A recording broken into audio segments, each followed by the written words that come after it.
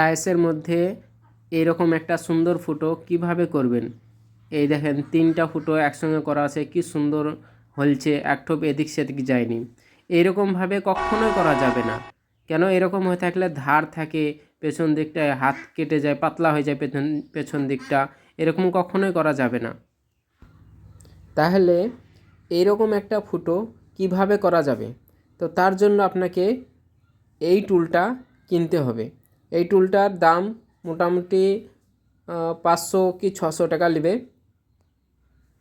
তারপর আপনাকে ঠিক এইভাবে ফিট করতে হবে, উপরকার নাটটা খুলে ফেলতে হবে, তারপরে এটাকে সেট করতে হবে।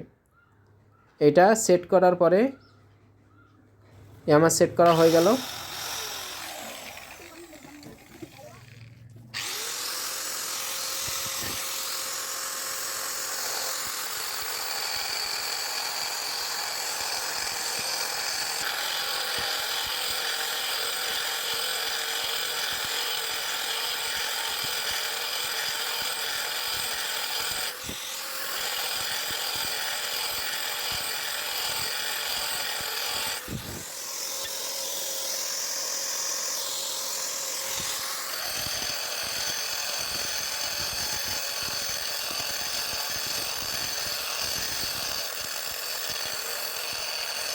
এইটা ওয়ালটা নিয়ে না, এটা মেঝের টালি।